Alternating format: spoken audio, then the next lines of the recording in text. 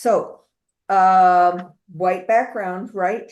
And I know Li Meng always likes to do this too, but it's really the only way to assess color on an angle against a white surface. And all of a sudden, it's not just white wine. It's a beautiful true yellow, actually. And it's quite bright.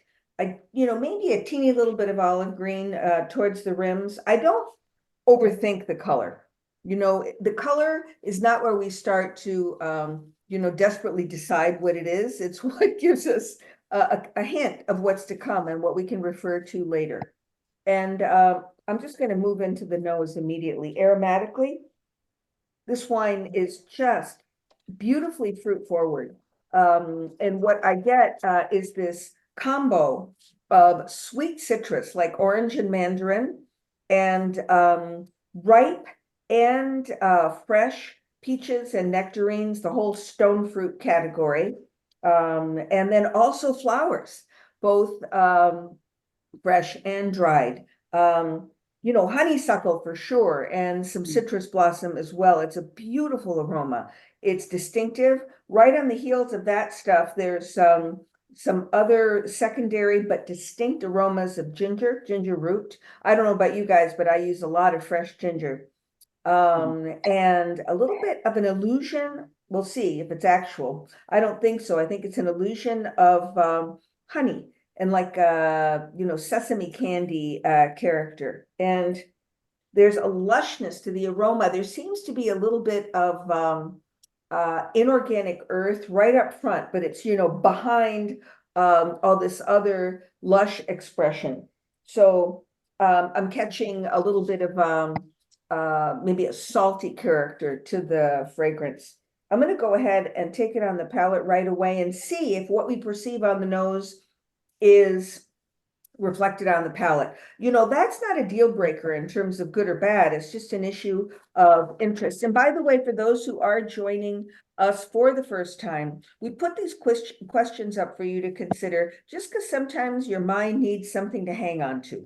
The expression of earth, both inorganic and organic, which can be present on the nose and or the palate or neither. Alcohol and acidity levels, it's an issue of not just quantifying them, but qualifying them, I think, because it leads to the texture. And I think both in terms of deductive reasoning, but also in terms of assessing how wines will be accepted and enjoyed by what we call civilians, non-us. Non-wine professionals, the texture is very important and to remember and to pay attention to. So I remind myself of that beautiful sweet citrus, floral, and honeyed nose, and I'm taking it on the palate.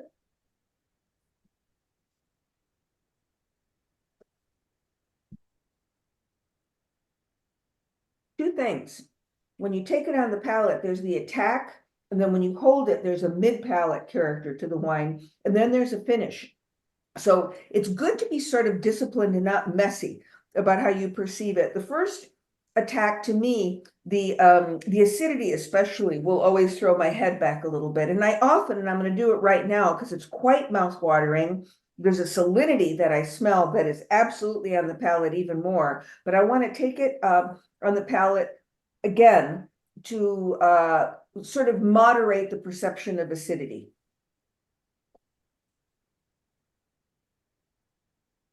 I am, original school, so I tend to pull a little air in to amplify the fragrance and flavor together, one and the same thing, correct?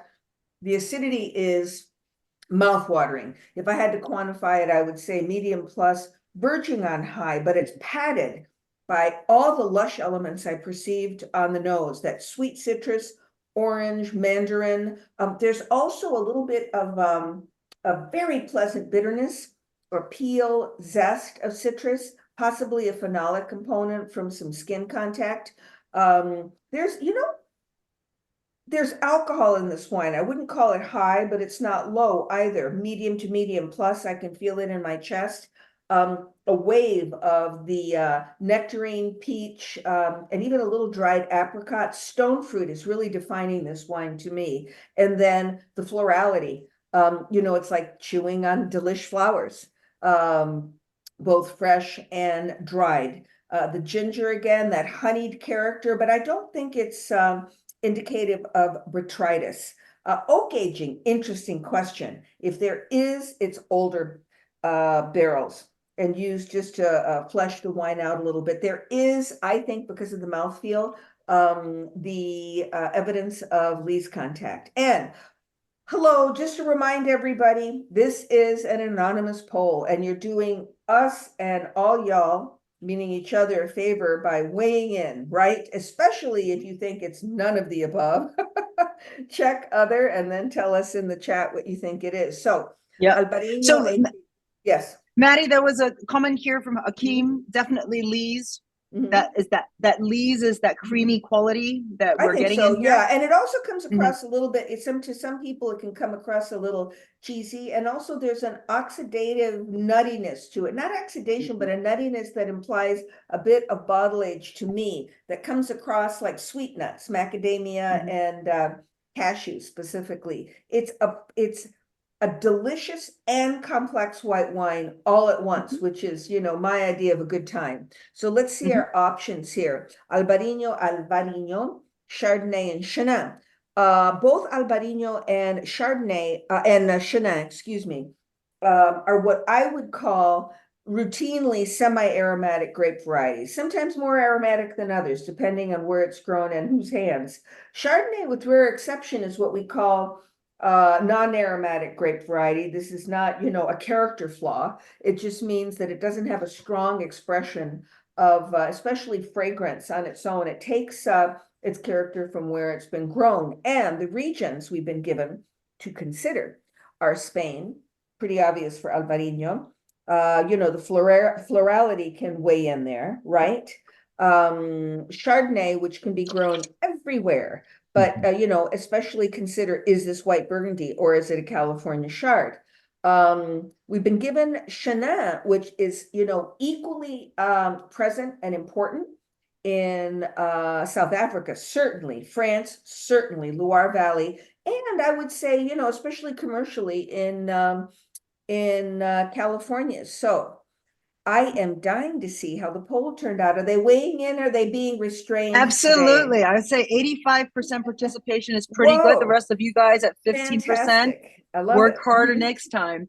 I'm going to share the results. And I think, Maddie, there's enough people in other. So for those of you who named other, help us out. Tell us what other you were thinking so that we could use this as a good it was 12% teaching moment. Of you. That would be really useful. Yeah. And also in terms of Albarino versus Chenin, I think that you have a 60% on Albarino, 25%, 24% on Chenin. So can you give a couple of clues to help people out here? Sure. Or do you want to go to the review? You know what? Well, let's look at Albarino and Chenin very briefly. I think structurally Albarino tends to be a little bit more four-square. The acidity isn't as always as compelling as with Chenin. And with Chenin, I think, it really depends on where it's grown and in whose hands. But I will tell you, and this is why I don't want to go further than this, because there's an element about the production of this wine that skews it in a certain direction. So I think we should move from it. Okay. Great. One last comment from Akeem is Muscadet. Did you? Now, Muscadet is very interesting. Certainly, lees would lead you to that.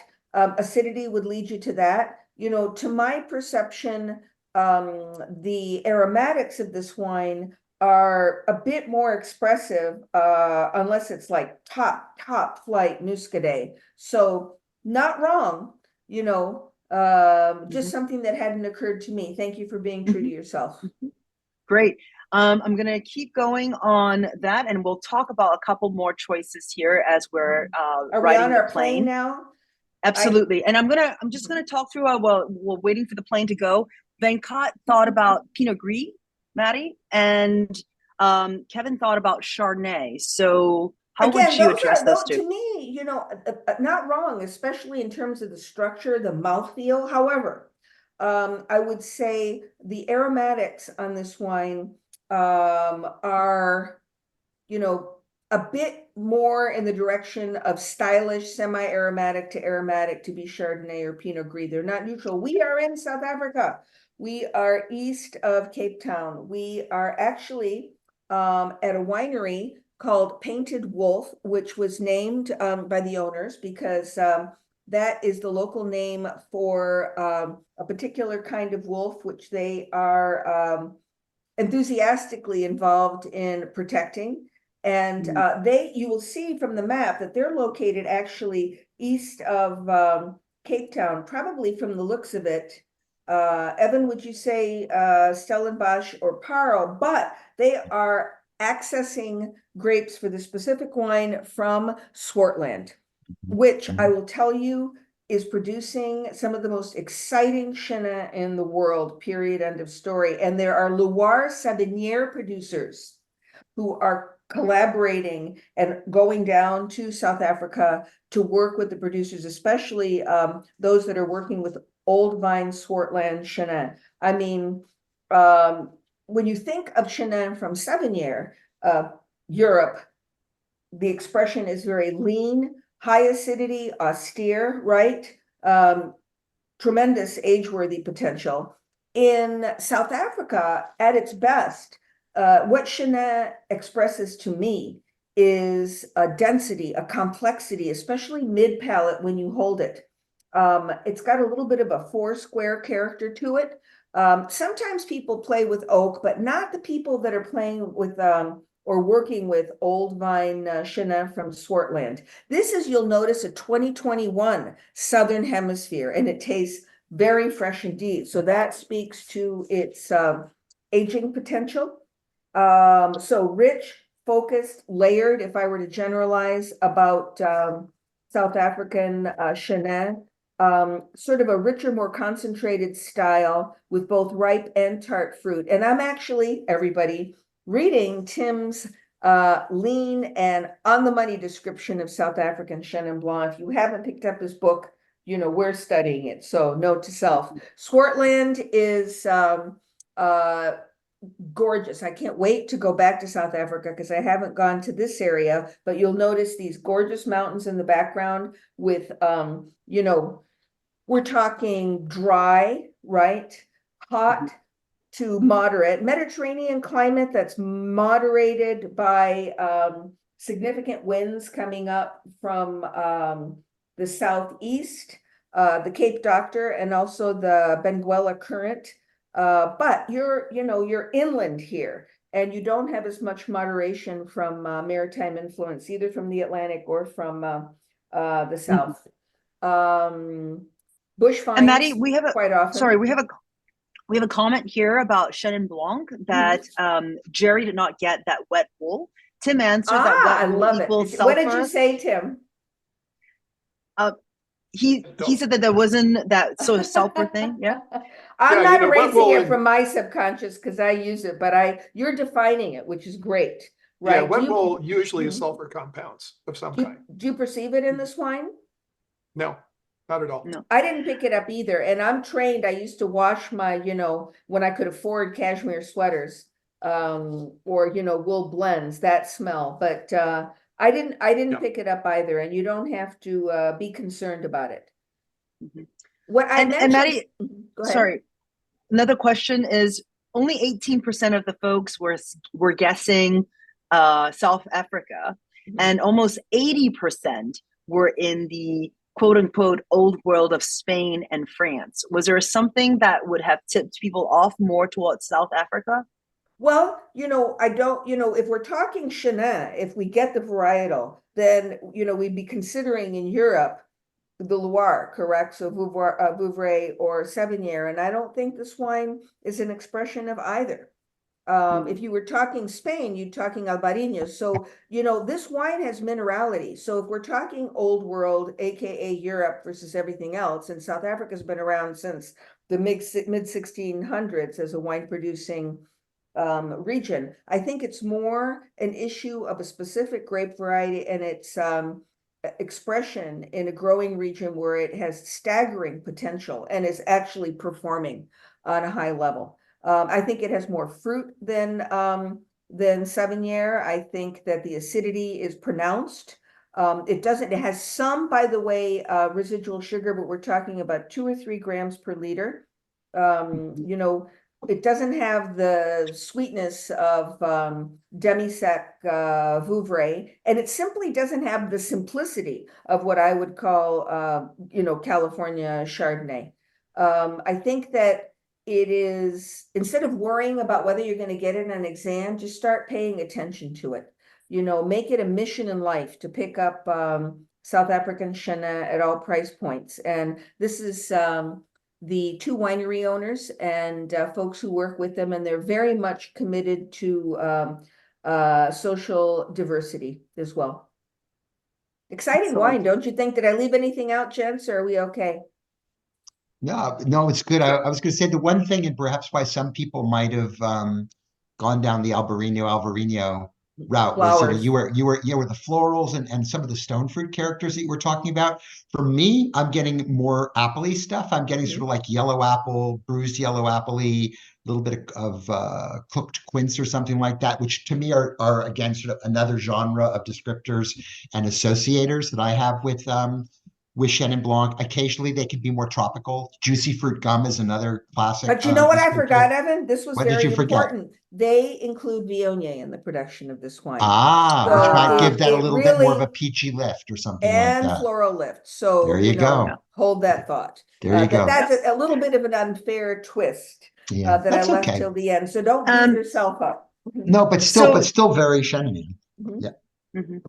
And Evan, there was a comment here from Scott that said, do you think that this is a bit more atypical in terms of a Chenin? Or do you think this is a classic example of a Chenin? No, I mean, I think for South African Chenin, it rings very true. As Madeline was sort of suggesting, that different grapes, you know, if you move them around geographically, they're not always that's the beauty of wine. Can you imagine if the grapes expressed exactly the same thing everywhere in the world? It would be boring, and and 2 companies would make all of the wine in the world. So I appreciate that. I think the versions that you find in the Loire, and I know we have to move on, but just quickly, are generally going to be, for lack of better words, more geographic. They're going to have that more mineral thing.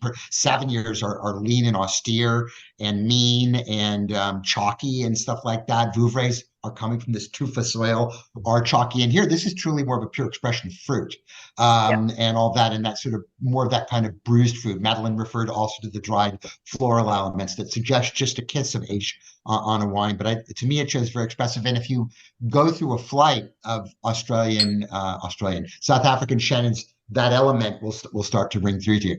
Did you know, Madeline, I thought you were going to tell people this, that there's more Chenin Blanc planted in South Africa than there is in the entire rest of the world combined. So it really is important that if this is a grape that you want to become familiar with and that you like, that you spend a good amount of time hanging in this part of the world, because it's their #1 white wine grape. Anyway, let's move on to wine number 2. So as you smell this wine and look at this wine, they look and smell very different, particularly smell very different. This wine too has sort of kind of a medium straw yellowish kind of color. And again, I usually look for color. Color is going to usually tell you a couple of things. One, potentially age, because white wines in this case darken as they get older. So possibly a little bit of age on something like that. And it may tell you if there's skin contact, particularly if it's darker. A lot of the so-called natural wines and white wines, skin contact wines these days that push the orange zones, they're like that. And then, of course, wood aging, particularly in smaller wood. But I wouldn't read in, as Madeline said, much more to it today. Let's jump into this wine. And boy, you got some pungency in this wine, don't you? It's really a completely different profile there. So to me, it's durian. Oh, it's not durian. No, if it was durian, I'd be fleeing the room. I'd be fleeing my block. Not durian-like. But there is a got it too. Oh gosh. Oh geez. Well, I know durian smell. I don't get durian in here. I do get pungency, but I do get it more in terms of a different kind of thing. It's led to me, if you're looking at the fruit character first, by some kind of grapefruity, lemony, both pink and yellow grapefruit character.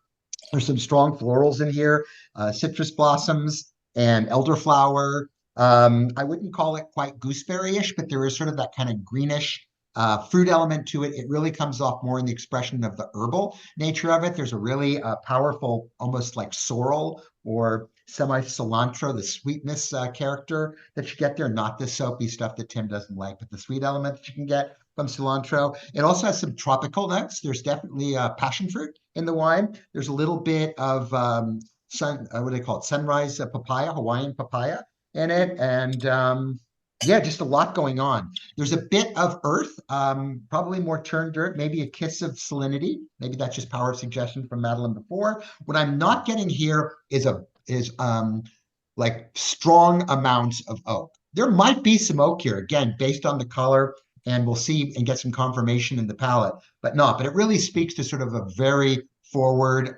pungent varietal of wine.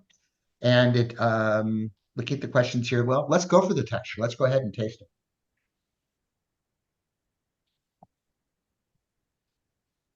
What's interesting about the palate of this wine, I mean, first of all, it's just as bright and expressive in the palate as it is in the nose. But I was expecting, just based on the nose alone, something that had more austerity. I was expecting a wine that's got leanness here, and this wine clearly is got some roundness to it. There's plushness. There is certainly architecture and a frame on which you can hang your various things. So if you were looking at it like, oh, it's this time of year, a Christmas tree, you could put lots of ornaments on this tree and flesh it out, but the trunk is still strong and the branches are still strong.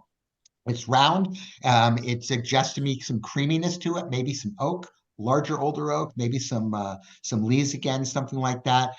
Yeah, perhaps a little soft floral vanillin in the back note, but definitely green, definitely pungent, definitely citrusy, maybe a little bit of underripe stone fruit too, but tropical and other stuff is what I'm getting there. So what else can I tell you? Acid on the wine, probably medium plus. Alcohol, probably medium plus. Incredibly long. I can still taste it, and I haven't had a sip in my mouth for a long period of time. And it's expansive, not expensive, expansive, right? In the sense that it's sort of peacock tailing out on you at the end. So what could we be here? Well, we've got our Chardonnay option, and as Madeline very articulately alluded to earlier, Chardonnay is the winemaker's wine. It's everything you do to it. It doesn't have a lot to begin with there, and it really is a winemaker's opportunity to play artiste with a palette of colors and tools and various things there. There's our friend Grüne Veltliner, which is obviously associated primarily with Austria, but grown in other parts of the world. That gives you sort of, again, can be some pungency to it, and oftentimes a little bit subtler, kind of in that kind of pungent Riesling vein. I don't know. Sauvignon Blanc, and either pure or as a blend, and Sauvignon has similar characters and things like we talked about before. And then, of course, your associations, Austria being really Gruner, but they grow, well, Chardonnay grows everywhere. Spain, probably mostly for Sauvignon if you were over in the Penedès, and Chardonnay in Penedès as well too. New Zealand does a little bit of everything, and Australia does everything. So we can go in a couple of different places. Great. I'm going to give everybody just a few more seconds to answer and just throw a couple of questions out to Evan here.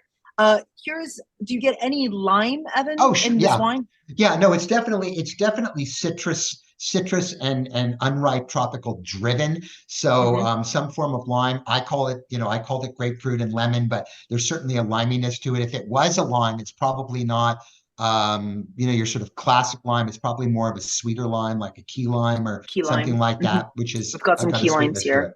Yeah. And Evan, I get some of this bitterness. Is that some skin contact? Are you getting that too? Some phenols?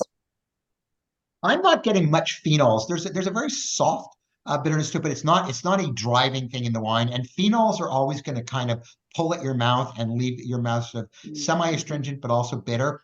If it is, it's sort of lightly done. It doesn't take away from the wine style at all. And if anything, right now, as the wine I'm going back to it, it seems to be even rounder and richer now as it opens up, but still having that nice sort of backbone there. So it looks like a lot of people we didn't get the last 15 people. We need the last 15%. Vote. But it looks like we got Sauvignon Blanc leading, a little bit towards Chardonnay, which texturally I understand. There are some of those elements, not necessarily the sort of caraway radish and stuff like that, but I would associate with Gruner, but there is some spiciness to it. And New Zealand, the down under, again, it's not Sauvignon Blanc is not a monopoly of the Kiwis. There's a lot of Sauvignon Blanc grown in Australia as well too, and you probably often find it blended, not pure, usually in the form of an SBS or an SSB. SBS being Sauvignon Blanc with Semillon, SSB being Semillon with Sauvignon Blanc, and both styles prevail. That is a very Aussie thing. The Kiwis don't do that. They're pretty much pure about their things, but yeah. And we had a Pinot Gris from Australia. How is it not a Pinot Gris? Well, I think there's too much green elements going on, and too much of that, whether I said that sorrel, that cilantro element that's there. Also, you're just not going to. I mean, there's not as much sort of fatness and sweetness of fruit. Pinot Gris as opposed, and that element that you might find on there. Grigio has just got too much personality for it, and again, too many pungent notes. And as we're going to reveal, how about Muscat? Well, Muscat's super aromatic. I mean, and it's literally just screaming musk and all these things. And the wine isn't as terpenic as that. This is really, to Tim's comment there, more herbal and all that. So we're leaving South Africa, but we should come back. It really is a spectacular place. So I've been told. I've never actually had the pleasure of being there. You go to Swartland. I'm coming.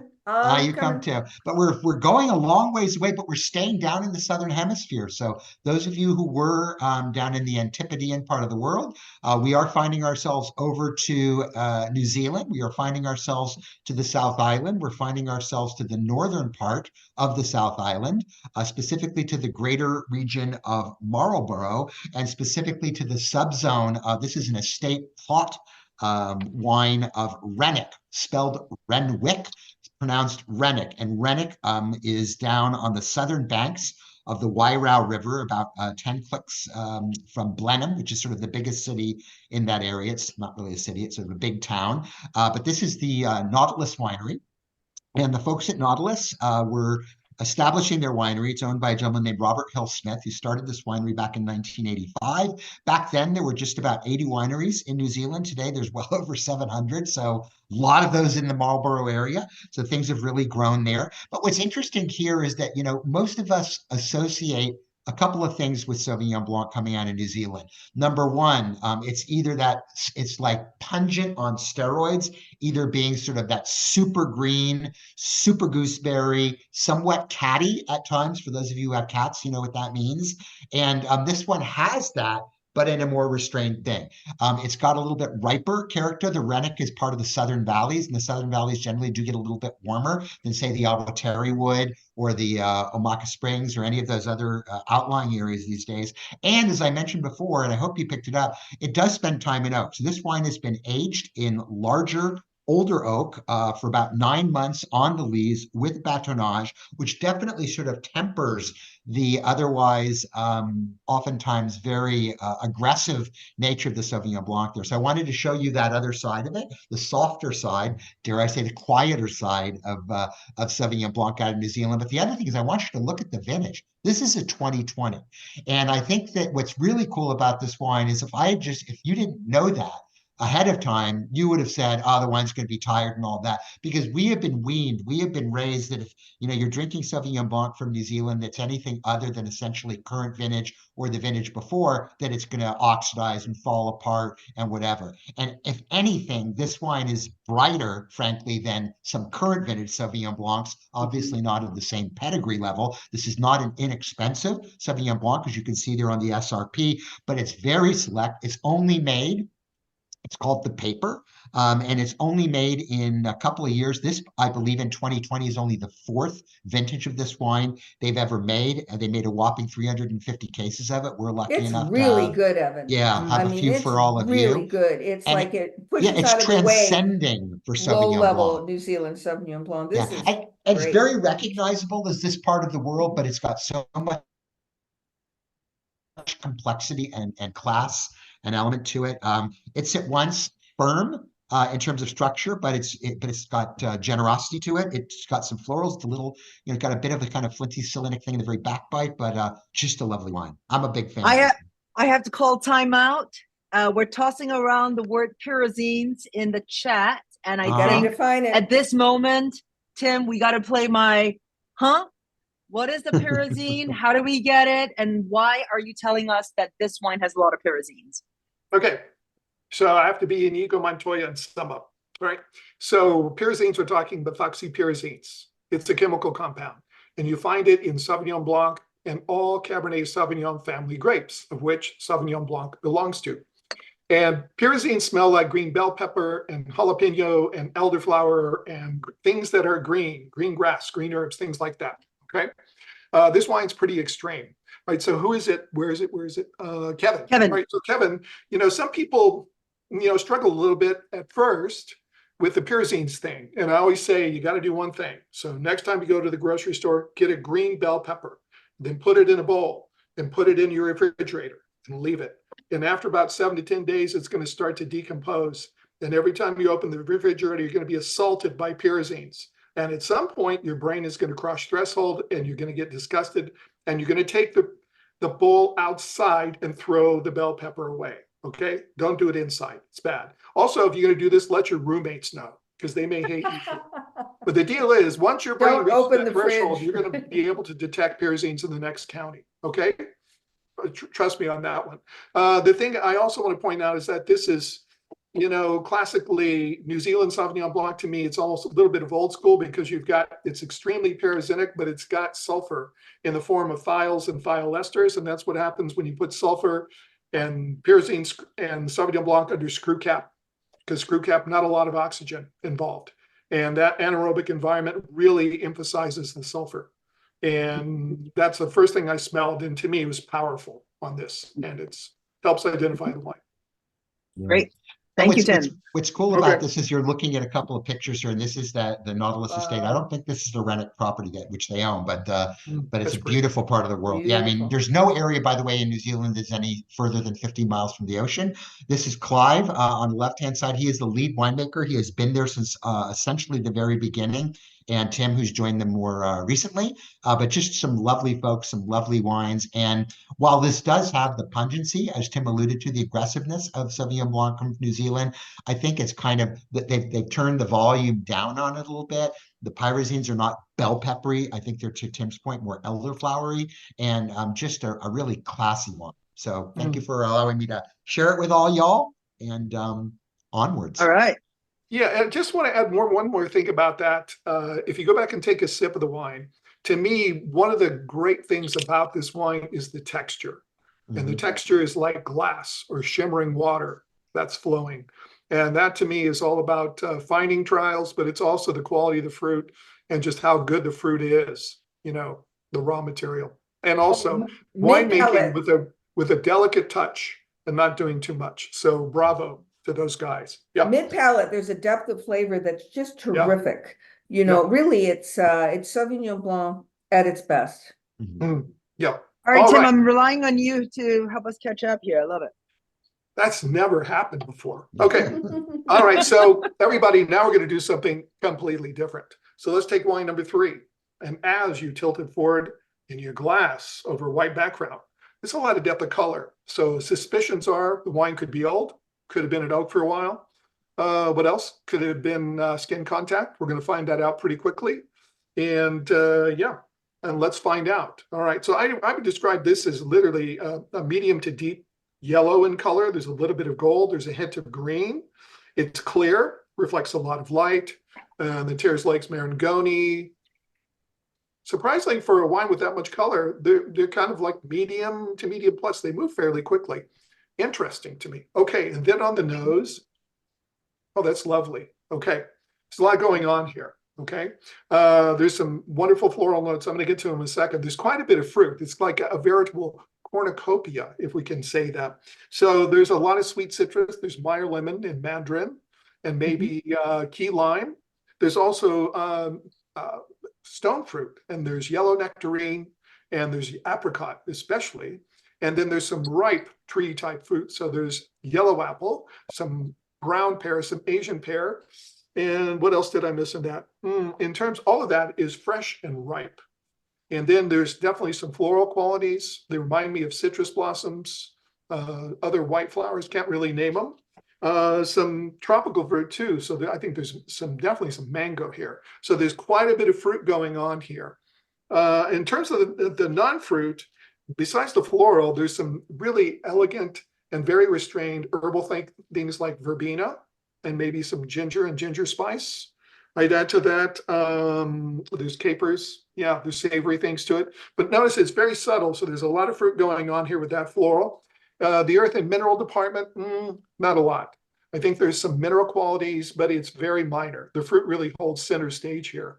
And then there is some, I would say, oak influence, but it's neutral or it's used. So to me, it's more of a textural thing that you'll get on the palate. It rounds out the sides of the wine and really gives it a sense of kind of like harmony or completeness. And what else? That's really about it. So I'm going to taste it for the structure, and please do so too.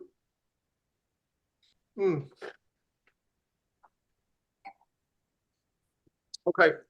On the palate, everything holds true. If anything, as usual, or I shouldn't say as usual, as often case, the fruit tartans up. So all that apricot and nectarine and really ripe tree fruit really gets tartar. A little bit of green apple creeps in. While the white peach instead of maybe yellow peach, white nectarine instead of yellow. The structure, though, the acidity is medium plus.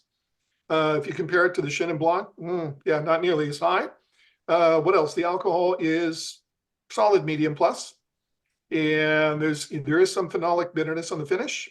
The finish is quite long. I mean, the wine's quite good. What else can I say about it? It's dry. All right. Let's see what we have for the scorecard, Lee Mang. All right, let's get the polls out. Yeah, and everybody, as you're placing your vote, I want you to, with a wine like this, and I made a point of emphasizing there's not a lot of non-fruit stuff to go on, in which case your job as wine detectives, as I know you are, this is a process of elimination of what's not in the wine, okay? Yep. So here are your choices. Yeah. As people are going through the choices, Scott's got a great question here. Can you touch on the texture, how it's derived? Okay, and some folks have talked about malolactic, and maybe we need to explain that a little bit. Yeah, okay. All right. So Scott, short answer with a short question, long answer. So, I mean, texture in wine, first of all, is the quality of the fruit. How good is it? Second of all, it could be fermentation techniques, as in whole cluster being, a softer, gentler process that gives you more rounded fruit. And then more than anything, it's, to answer the malolactic question, yeah, there's some malolactic here. It's not 100%. I know that for a fact. What else about it? And then there's the finding and filtration and how much is done. So if you're lightly finding and filtering the wine, just removing, some solids, you end up with a softer textured wine. That's all there is to it. Okay. All right. What else? Okay. Yeah, a little bit of bubble gum. I would call it something else, Kevin, but I agree. There's definitely some malolactic here. Okay. Your choices: Chardonnay. All right. Pinot Grigio, and then Roussanne/Rhone variety as it lies on the grid. Okay.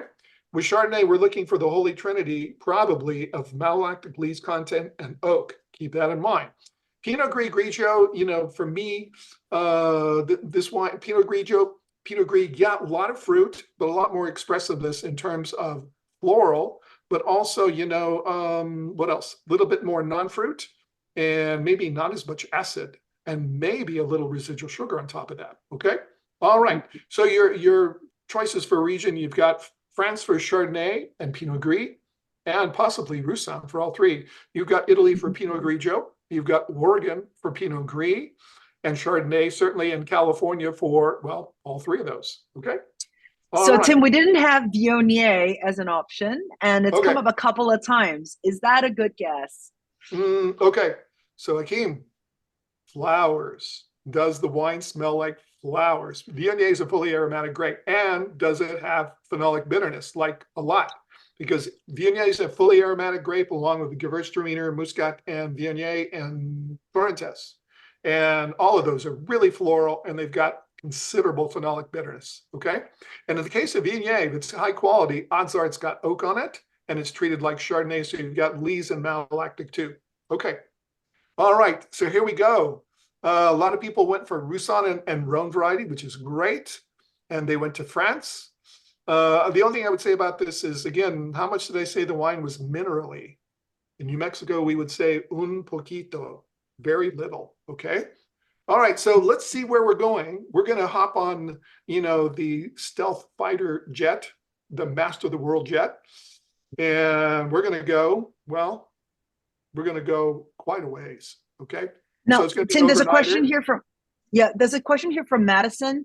Can the softest texture speak to the region, possibly thinking of New World? No. So Madison, texture is a winemaking thing that you can do with any wine anywhere. Okay. But that's actually a very good question. And New World, I want you to key on earth and mineral and less winemaking. I mean, earth and mineral, if it's there, European, old world probably. And also New World tends to be a lot more fruit and more winemaking. So here we are. The vineyard is in Lodi, California. There's a lot of, amazing old vine Zinfandel there. This happens to be the Mettler family vineyards. And the winery is Covenant. The winery is actually in Berkeley. Who knew? Cows in Berkeley, right? The old commercial. And this is good friend Jeff Morgan. And Evan and I have known Jeff for a long time. Yeah, Jeff is an amazing guy.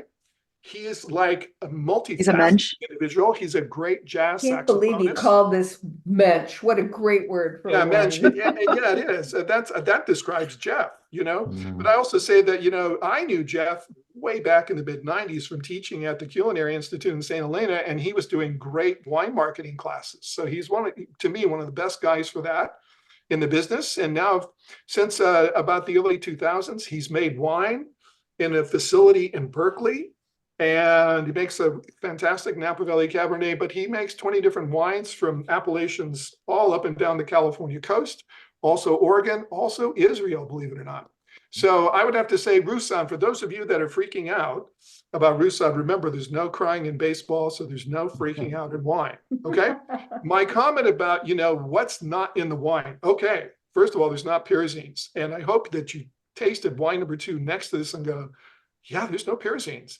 And then you tasted wine number 1 next to this and goes, well, there's a little bit of floral here. And there's just, the acid's not that high. It's medium plus. So what can it be? It's kind of like in between a non-aromatic and semi-aromatic grape. And where does that leave me? In a lot of places, it would leave you in the Rhone, okay? And the reason this is different from Marsanne's just much bigger, richer wines, less acid, and frankly, not as expressive. And you can see why Roussanne is blended with Marsanne almost all the time is because the acid and the pop that it would give blends. Okay. And Akeem, you're right. There are wild turkeys that roam the streets of Berkeley. There's also coyotes too. Okay. So this is Covenant Winery. And what else can we say about it? Well, the one thing you should know, and I'm sure you tasted this and you think it's delicious, is the wines from Covenant are kosher. And I think, and Jeff wanted me to mention that last because I think the wines are really good. And then finally, you realize how good they are, okay, in that particular demographic. Okay, so Bill McCallum is asking, why not Chardonnay? So remember, Bill, if it's unoaked Chardonnay, odds are, if it's a classic example, you've got Macon or Chablis. If it's a, Chardonnay from the quote unquote New World, you probably got oak on it and malolactic and lees. And there's really not enough oak on this. Okay, so this is the winemaker, Jonathan Haidu, that's been with Jeff since 2004, and Jeff himself, and in the winery, making really good wines. I don't crow about Napa Valley Cabernet very much, but for the money, they make an outstanding one. And he's made it now for almost 20 years. Yeah. Evan, anything to add? No. Jeff is a multi-talented person. He's an amazing saxophone player. He's written probably about 40 books as well too. He's ghostwritten a lot of cookbooks for a lot of other people and all that. And as fine-tuned a palate in food as he does in wine, that's actually what drew us together. That and exploring Washington State in the same car as we drove from Walla Walla out to Seattle for a conference we were going to. But what I like about his Rhone portfolio, and he makes a pure Viognier, he makes this Roussanne and all that, is his wines have great California sunshine expression, but they're not blousy whatsoever. You pointed out the acidity here. I do want to make one comment. Somebody had asked earlier about can the texture tell you about the geography? And that's kind of hard, as Tim mentioned, but Roussanne is usually a wine of texture. When it's vinified there is a roundness to it. If you go down to the south of France in places like Costières de Nîmes in the southern Rhone Valley, the wines that have strong Roussanne bases tend to be a little bit waxier and more texture to them. So there is something to be said about that. But I love the florality in the wine. I love the fruit there. And that's true across all of his series of Rhone whites and Rhone white blends that he. I want to just jump in very briefly on how to use this wine, because we often don't talk about that, like in the real world, what do you do with it? This is the type of white wine because of its richness and its satiny texture. I love the plumpness of it. You can serve this wine without food and it won't have people, gnawing on the table looking for, something, because it's fulfilling and it's gentle. And it's got a wonderfully sexy texture. It really does. It will also melt into all sorts of food. So I think it provides something that can be really versatile at a table. But I would happily sip this as a dangerous aperitif, meaning, you can't put it down and it doesn't need any food with it. Yep. All right. Now we are to wine number 4, the first red wine. So everybody, I skipped my questions on 3. Sorry about that. But let's take them up here. So the questions I have for you to consider are, what does the wine's depth of color suggest about the possible grape variety? 1. And then second one, list the important non-fruit aromas and flavors, which I think is really mandatory that you do that with each wine. And then lastly, how would you describe the quality of the tannins? Because I think if you put the first and last questions together, they will help guide you to at least a family of different grape varieties / varietal type wines. Okay. All right. So let's take a look at the wine. Here we go. So the wine, notice the first thing is that you can read through it. Yeah. So the wine is clear. What does that mean? Relatively speaking, a thinner skinned, lighter pigmented grape, right? And next, this is a true ruby red color, a medium ruby. It lightens up at the rim to a pink or a fuchsia, which means wine's relatively young. Okay. And then what else about it? If we swirl the glass or tilt it, the wine, number one, it doesn't stain the glass. So pointing once again to a thinner skinned grape, but also the wine moves fairly quickly in terms of its tears. So I would say, medium on the viscosity, tearing, whatever you want to call it. Okay. All right. Let's smell it, please. Okay.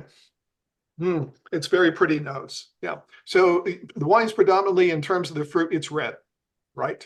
And that actually equals, the depth of color. So predominantly red, and I'm getting sour cherry, raspberry, cranberry, some underripe strawberry, and they're all fresh, just ripe or underripe. All right. There's also a touch of black fruit here, but really not much. There's some black raspberry and blackberry. And notice those are black fruits that have acid, pop, and lift. Okay. And those two are fresh and not even ripe. Non-fruit, and there's quite a bit here. First of all, if you pull your nose out of the glass by about that much, there's some really lovely floral components. There's both rose and lavender, and they are fresh. Beyond that, other non-fruit things, there's quite a bit. All right.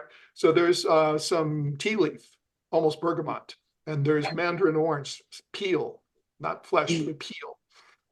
There's leaves, just indeterminate leaves. There's some very light herbal type things, like anise. What else? Star anise, and otherwise than that, there's a little bit of pine needle type quality to it. There's not a lot of earth or mineral at all. Maybe a little touch of forest flora. I don't detect mineral at all. There is some oak aging going on here, and it's blended. So you've got a mix of predominantly used wood with a little bit of new wood. And we'll discuss the ratio when we talk about the wine. Right. And what else? Little winemaking going on. So I think there's at least partial whole cluster here. And there's some green stem type tannins that you'll taste. All right, please taste it.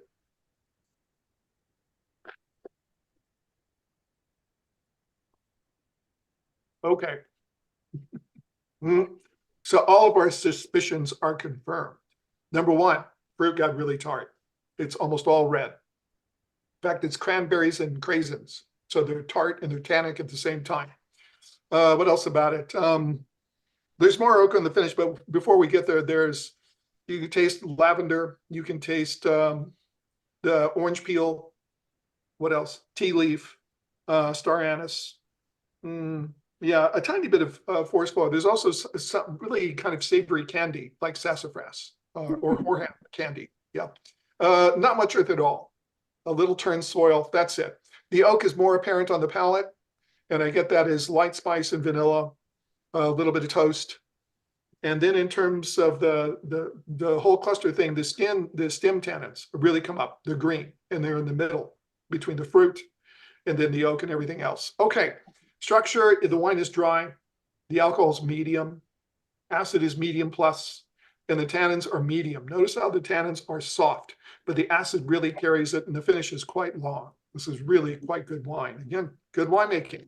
Kevin Schultz says tomato leaf. Kevin, absolutely agree with you. That's a good call. Okay, so here's the ballots. And remember, everybody's got to vote. Okay, so we've got Pinot Noir, we've got Grenache or Grenache Blend, and we've got Gamay. All right, three good candidates, but three really different ones. Your possible countries are France, could be for either, well, any of the three. Spain could be for Garnacha. California for either Pinot Noir, yeah, and could be Grenache Blend. Gamay, maybe not so much. And then Australia, of course, could be for all three. Okay. All right. And we'll talk about differences and why not after we see the results. So here we are. Thanks, Lee Meng. A lot of people went for Pinot Noir, which is a really good call. Grenache Blend, not many, and I would say that's good because Grenache, you're going to expect much more alcohol and ripeness. It's just going to be a much bigger wine, more tannin, more everything. Also the savory, peppery, gamey, sanguine type qualities that you would find in Grenache, especially a blend.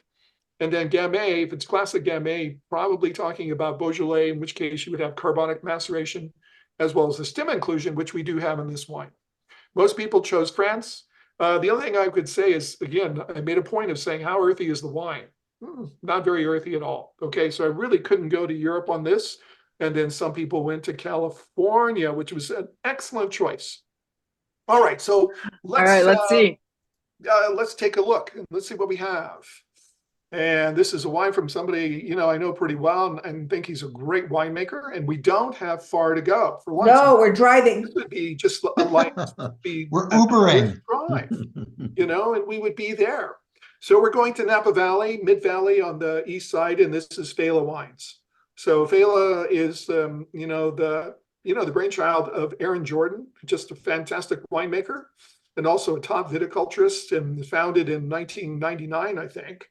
And Aaron goes way back in the business, over 35 years, and did a 2-year stint in the Rhone Valley, working at various producers, came back, wanted to make world-class Rhone wines. And so he started out, I think, first vintage in 2004, and it was a Viognier from the Alban Vineyard from the Central Coast, and then some Central Coast Syrah. And so he still makes Syrah. I think he makes 6 different ones, but he's really fallen in love with cool climate viticulture. This is his Sonoma Coast Pinot Noir. It's a blend of multiple vineyards throughout Sonoma Coast and Sonoma Valley, Russian River Valley. And it's funny that I talked to somebody in the tasting room today, just saying how this is their Bourgogne level Pinot Noir. And they make over a dozen Pinot Noirs. They also make 10 different Chardonnays. Again, all small lots. And this particular wine, the philosophy, they're using press wine from all those better single vineyard wines, and then blending it with really good fruit sources, but they're younger vines. And so what you've got then is you've got this freshness and vibrancy, but you have the structure of really good fruit. So I think it's a great recipe. In terms of oak usage, 15% new, and those are Louis Latour and Francois Frere barrels. And the rest is, 5 to 6 year old barrels, sometimes some are younger. And I think it's just a really great expression. Aaron is also mentioned. I got to tell you this quick story. So when I used to teach at the Culinary Institute, I did this week-long class, and we would do field trips, right? So we weren't in the classroom all week. And for a couple of years, 3 years running, we went to Fela. They were kind enough to see us.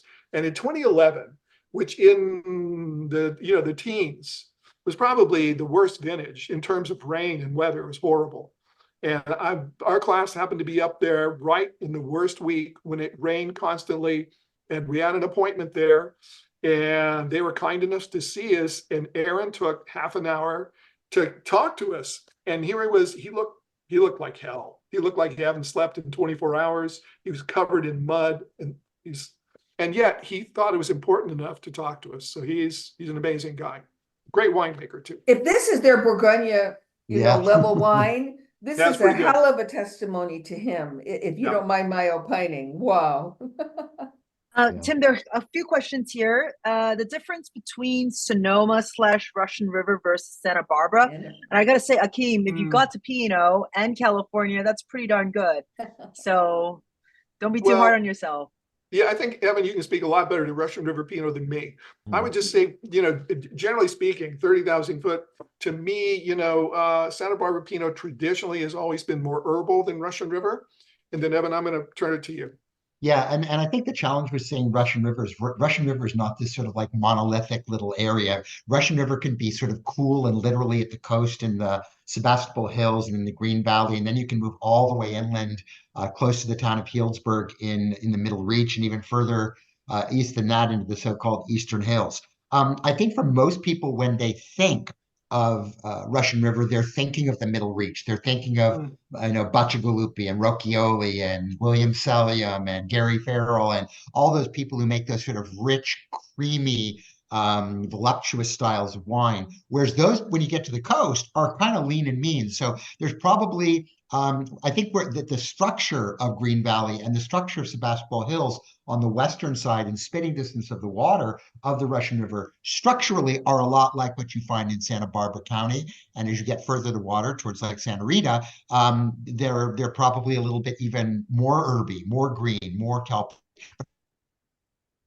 I think that's the big difference, whereas you'll get a lot of tart fruit, like Tim described eloquently with this wine. You're going to get much more of a green herbal element down in the south. And as you get close to the water, almost a sort of like a seaweed or kelpie sort of character, a nori-like character that is, again, literally coming off of the sea. I was talking with Chad Melville about that, and we had this long discussion. So you find that true. If anything, the central coast, the southbound central coast in Santa Barbara County shares more with Mendocino than it actually does with Russian. Yeah. So, I would wrestle between Sonoma Coast, true Sonoma Coast, and Santa Rita Hills if I was thinking about the acidity levels, because of the maritime influence. But these are first world problems, yeah, right? and again, Sonoma Coast, you could have stuff from anywhere. What blows my mind about this, and then we'll move on to the next wine, is when you were saying, Tim, that they use so much press wine in it. Press wine can be so mean, and generally with Pinot, never use the pressed wine because it adds back all that austerity that you don't want. But this is so deftly and gently done, but not surprised. I mean, Aaron's a brilliant one. There is one last question, Tim. How is it not Washington? Was a question that came from Scott. Hey, Scott, there's not a lot of Pinot Noir in Washington. Big wine areas, which is east of the Cascades, high desert. Rhone varieties do well there. Cabernet varieties do well, but not so much Pinot Noir. Yeah. Great. Thank you. All right, Evan, back to you. All right. Okay, here we go. Just a quick take a quick look at these questions and just think about them as we're going through the wine. But I think Tim gave us a wonderful dissertation in red fruit, but there's also blue fruits and there's black fruits, and see oftentimes what you'll find in there. Oftentimes it's given away literally by the color. That's a good way of somebody ever asks you what thing is, just and you don't know, just sort of say, if you look at it and it's a light red wine, just go, it's got a ton of red fruit. And if it's a wine like this, you say, well, it's got a lot of black fruit, and people will back off, and you don't have to worry about anyone yelling at you. So, but what does that mean? Tim, I think, said it well, that generally red fruit are going to be thinner skinned, cooler climate varieties, higher acid levels, etc. As you get further south or warmer in general, it's going to get darker, thicker skins, more pigmentation, softer acids, riper fruit, and all that. Second, do you get a sense of earth or stoniness in the wine? Again, that's sort of that so-called terroir, geographical, minerality, whatever you want to call it, generally steers you to a certain geographical part of the world. And then lastly, are you getting any flowers in it, which is usually something that you'll find there. And oftentimes they can be blue, they can be red, they can be whatever. So just think about those things. As I look at this wine, It's fairly dark, coming off of the last wine, which was pretty translucent. While I wouldn't say this wine is opaque, I'm having a hard time seeing through it. So it's a very deeply colored wine. I too would say it's in that sort of deep ruby, and the color at the edge here is probably more of sort of like a slightly fading ruby. It doesn't have any of that kind of pinkish thing there, but it definitely suggests sort of a fairly monotone thing, which still suggests a relatively youthful wine. When I swirl it around or just simply roll it around, while there is some extraction and staining of tears, it's fairly light. So this is, while it's a pigmented grape variety or varieties, if it were to be a blend, it's certainly not inky. It's certainly not a Tenturier. It ain't Alicante Boucher, for example. Okay, let's go ahead and smell it and then go from there. Looking for fruit, looking for earth, looking for wood. And the fruit character, there is definitely fruit character there. It is at once red, but dominated by black fruit. I would put it in the more savory genres of fruit. So it's not like sweet berries and things like that. It's more like currants. It's more plums and elements like that. It's, you know, mulberry a little bit of that sort of leafy kind of berry thing that you're going on there. So fruit is there, but it still is managing to kind of embrace a green edge to it. There's certainly violets along the wine. And that's kind of where I put the fruit. Obviously, there's no stone fruits. There's, aside from the plums, there's no tropical fruits or anything like that, which you rarely, although you do find sometimes in red wines.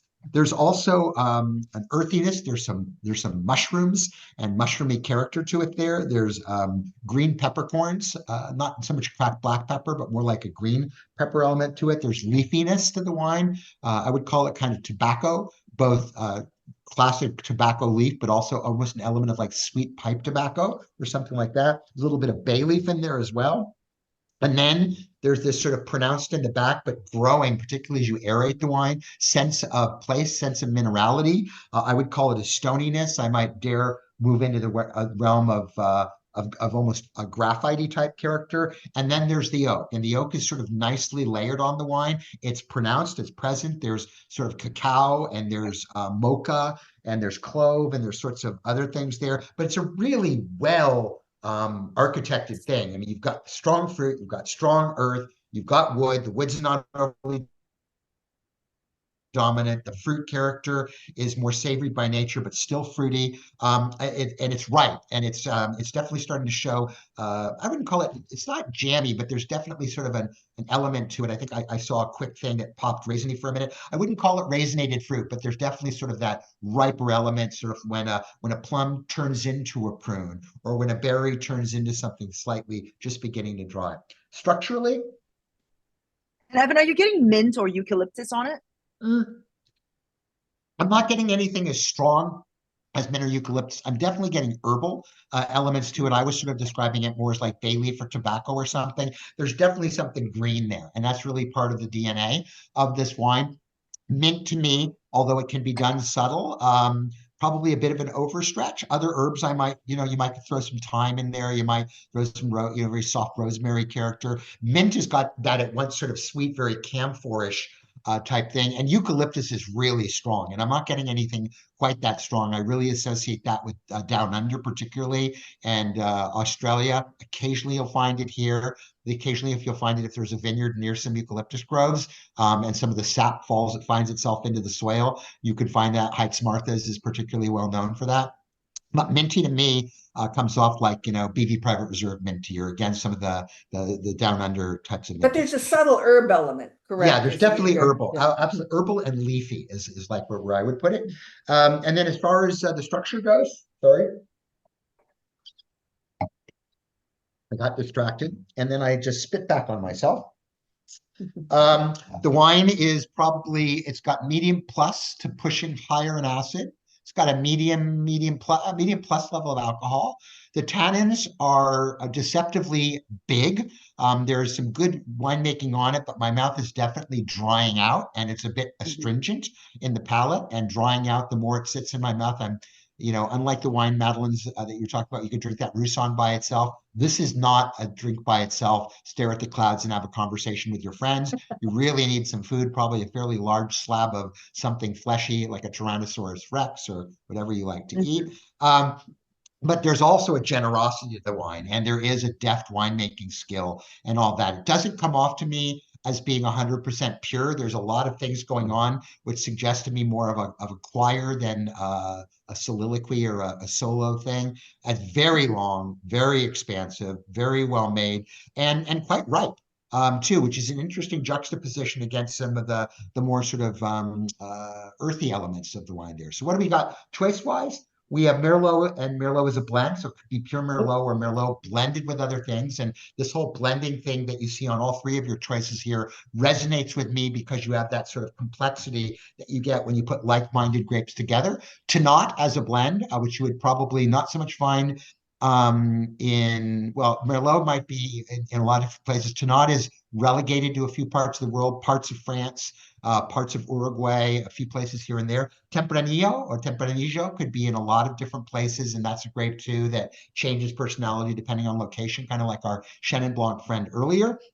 Spain is obviously for Tempranillo, although it could be Merlot. France could be could be the Tannat or the Merlot. South Africa, probably mostly the Merlot of those three varieties there. And Washington could be all of them. There's actually some pretty killer Tempranillo made in the eastern part of the state down in the Rocks area of Milton Freewater, or of course the ubiquitous other. So you could throw that out there as well.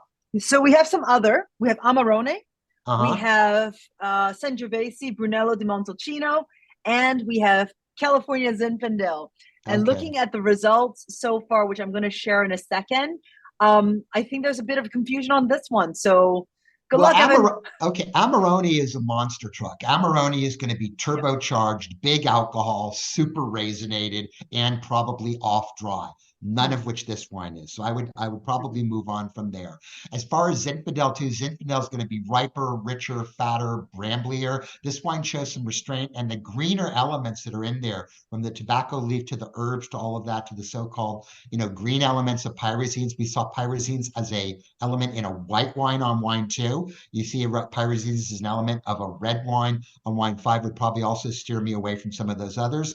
There are elements here that could be kind of Sangiovese, like the color kind of scares me. Sangiovese drops color, and this wine is, for the style of the wine and the color versus Sangiovese, it's not syncing up there. Ditto Nebbiolo, I'd probably go out of Italy altogether. There's just also not that Italian thing, that Italian rusticity in the wine. It's too, dare I say, refined, although it has an earthy edge. Mm-hmm. All right. And I guess as we go to the next slide, what points you more towards old world versus new world? We have about 70% in the old world and 30% in the new world. I think what's interesting about this wine, it'll be obvious when we reveal it, is this wine is coming from an area that stresses old worldish sort of things, but it's an incredibly hot vintage, which is twofold why you're getting more fruit than you might typically. And also, which is, again, we're living in a world of climate change and rules changing as we see them.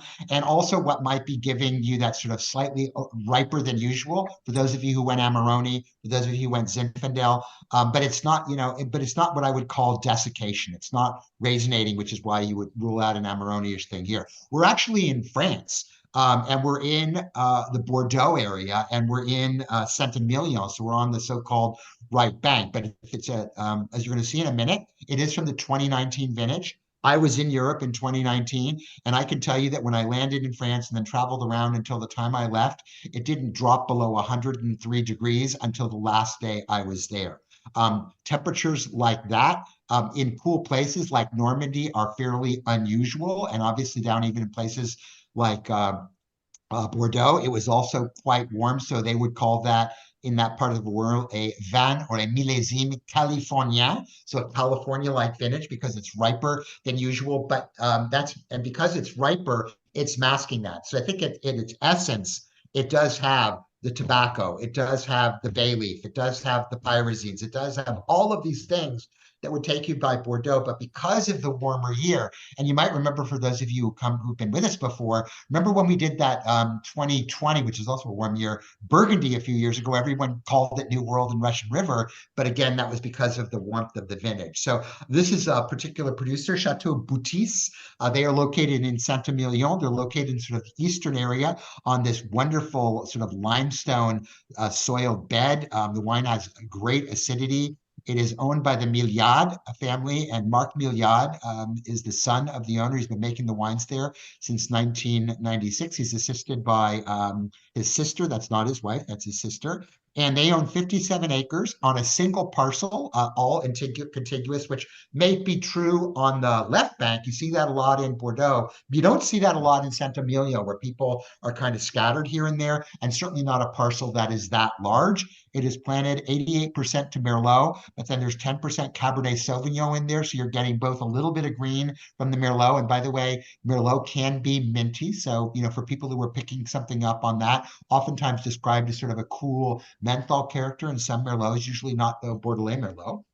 10% Cabernet, and then a percentage point each of both Cabernet Franc and Carmenere, which is really cool. You don't see much Carmenere in Europe anymore. And they do just a lovely job. It's a really good value for the money, which the slide showed priorly. Man, if you want to go back, I believe it's in the mid 30s if you can find 36, it. Which, yeah. Yeah, 36. which for a really a Grand Cru in Saint-Emilion with some age on it is a really neat value. Now, when I say that's the case, you go rush out there. I don't know how much of it is in the market. We go by the prices that we find, but A this is a lot. wine that, Plenty. yeah. But I think this is it's a good example. Bordeaux is getting to be a lot more like this as vintages get warmer in general, and but it still shows deftness in winemaking, trueness to the region, and yeah, just lovely. And When this I is, jumped in Evan, this there, is, I just wanted to Go say, ahead. when I said a lot, this vintage of Bordeaux is available in moderate price points at good retailers. So it's not hard to get these examples and work with them. Sorry to interrupt. no, Yeah. that's great. Evan, these are this is considered a testable wine for those who are studying. Absolutely. Yeah, most definitely. Of the wines you've got here today, if we're sort of going through them, we can go back at the end and go through them, but this is testable. Certainly the Pinot Noir from California is testable. We haven't gotten to wine 6 yet. Rhone varieties are testable. They're not testable from California. So I wouldn't upset you with that. Sauvignon Blanc from New Zealand, certainly testable and certainly identifiable. And then Chenin Blanc, very testable as well too, although more of what you're going to find is usually going to be French. Okay, there's a question here about the tannins. Are they typical, or do you think that it's pretty aggressive because of the warmer vintage? Well, warmness, if anything, would soften your tannins, right? Your tannins, your phenols would get riper and be less austere. Usually why Bordeaux is classically so hard and mean is because it doesn't get ripe, and then they end up having to add sugar to build up the alcohol because the acid levels are so high. This is coming from a warmer year. So I think the softness is both a combination of a riper vintage as well as the fact that it's Merlot driven. Merlot, as a rule, has a softer tannic profile than Cabernet Sauvignon would. And this is not a Cabernet Franc driven wine, which you could also find in other parts of Saint-Emilion. That's what's sort of a little bit unusual. Sometimes you'll find a higher percentage of Cab Franc in the wine than you are up here. And this one has just 1%. And actually the primary blending grape is Cabernet Sauvignon. Evan, Venkat asks, is this amount of blue fruit and dried fruits typical because of the warmer vintage? Yeah, anything that's going to give you a riper fruit character. I'm not finding a lot of blue fruit in it so much, but I'm finding, darker fruits in it, and they are very ripe, and that is absolutely unequivocally due to a warm vintage. Oh, my mouse is jumping ahead today. All All right. Maddie, I left let's you take it time. I home. left you a good amount of time. What am I going to do with 10 minutes? I don't know. I'm usually used to like 3.5. You're good. Okay, I will Awesome. not tiptoe through the tulips. And what are our questions? The whole issue of finding earthiness in the wine, either organic or inorganic. And sometimes, just a reminder, they may not be obvious, and they may come in secondary or tertiary wave of fragrance or flavor. How does the wine structure reflect the climate of origin? So that will impact what, we're talking acidity, tannin, and alcohol. So the climate, we're talking basic stuff, heat, and such. And, in terms of the tannin, that really is, to me, more of a reflection of grape variety and winemaking technique. And acidity can be the grape variety, but also significantly impacted by climate. And again, the quality of the tannins, all of us keep, you'll notice, sort of rounding back to structure and color, especially for those of you who are training yourself to be comfortable with deduction, and not nervous about it or scared about it, just embracing the, sort of the probability of your coming to the correct conclusion or moving in that direction. You're helped significantly by rounding back to structure and color, especially if you get to an initial conclusion and you're sort of baffled. So that's it. Let's pick up wine number 6. And guess what?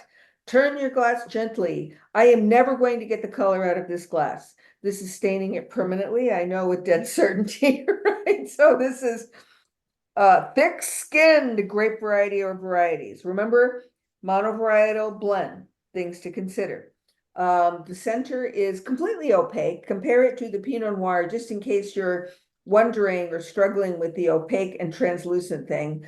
I couldn't read anything through this if, my life depended on it. And it is, if you want to call it ruby, it's the deepest possible ruby. And it lightens too, if you can call it lightening, to frankly, a violet or a slightly purple rim. This is a young, concentrated red from the looks of it.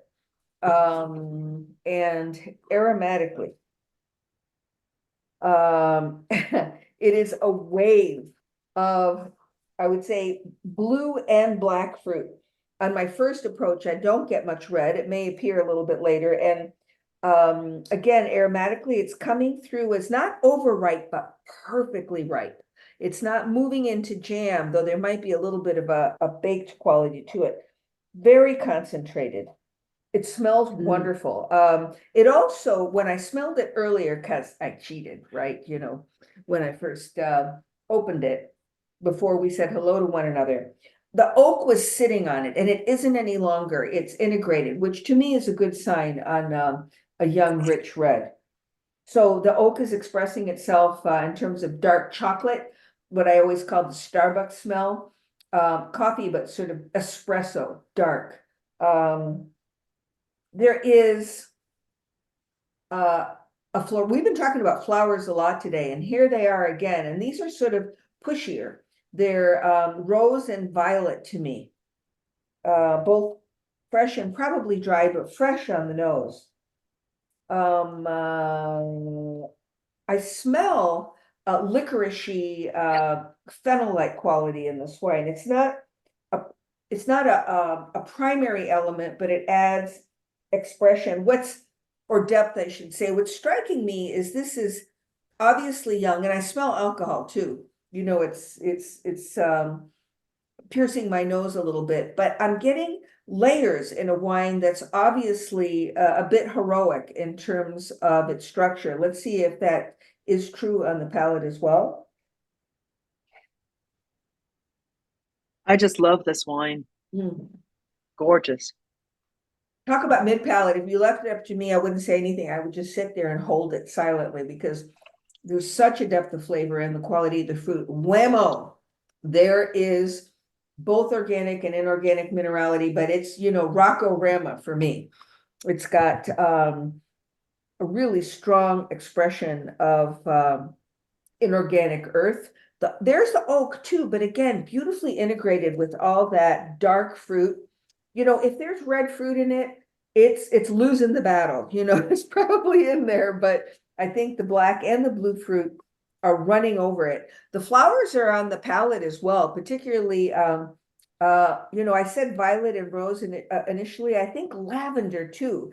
There's a savory quality, dark beets, olives, black olives, a little bit of a saltiness to it.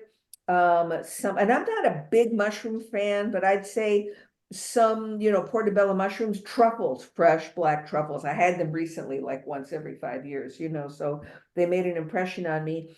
And there's a nuttiness to this that is specific. It's a little bit more bitter, like walnut and chestnut. I want another sip before I keep talking because it tastes so good. and it drinks. This is important in terms of deductive reasoning. Yes, the tannins are drying, but surprisingly not mean. They don't shut the flavor of the wine down. They're quite smooth. So the takeaways for me on this, while you're considering Nebbiolo, Syrah, and Touriga Nacional / blend from Italy, Portugal, California, or Australia, are ripe blue and black fruit, significant amounts of quality oak, but integrated, a beautiful floral quality, violets, lavender, and such, smooth tannins, inorganic earth. I truly think this expresses what it is very nicely, and it's delicious. So Nebbiolo, I think the tannins, and I don't mind leading you because it's wine number 6, and I've got 5 full minutes, yay. Nebbiolo, you know, at the end of the day, 2 things. I think the color is too opaque for Nebbiolo, and we don't, at least in the Piedmont, dump something else in it to change the color significantly. That would be pretty horrifying, right? Also, the tannins are Nebbiolo, with very rare exception, are mean. You know, they are, you know, you can have, let's say, medium plus to high tannins on, let's say, this sort of wine or Nebbiolo, and the Nebbiolo ones just in many cases shut the flavor of the wine down. They are aggressive, they are astringent. They are quite drying to the point of you know, excess, unless you're eating cured meat. Syrah blend, consider if you you know, Syrah can have very deep color, but consider if you're getting any of the quote unquote classic tells of Syrah, particularly a meatiness, the Jimmy Dean effect. Michelle DeHaze always says that, a friend of ours. And the, you know, vegan vegetarian kind of gets that, but sort of a smoked character to it. And Touriga Nacional / blend, because Touriga is usually blended with Touriga Franca and several other port grapes, can be absolutely opaque and heroic. So I think what we should do, has everyone weighed so in? just before I launch the answers, I just want to throw out some questions. Jerry Collins said, I didn't pick up any black pepper. Can I rule out Syrah because I don't have black pepper? Well, but always that a remember, good- and I'm channeling my friend Tim here. One element will not necessarily, you know, if it's not there, tell you, hi, this is not what I am. You know, that's part of really wanting to come to a conclusion. Syrah, with rare exception, in my experience, has both white and black pepper in it. But if it ain't in there, it doesn't mean it's not Syrah. So that's my answer to that. I really like the Petite Syrah option, but I would say consider all of the earth in this wine. You know, I mean, again, I'm channeling Tim, but you know, to me, there just is too much of an earth element in this wine, particularly inorganic, for it to be Petite Syrah. I'm not saying Petite Syrah is always a one-note wonder, but I don't think that it has this much of an earth expression.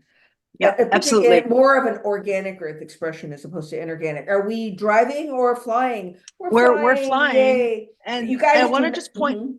Sorry, I just want to point out a couple of things since we have newbies on the line here.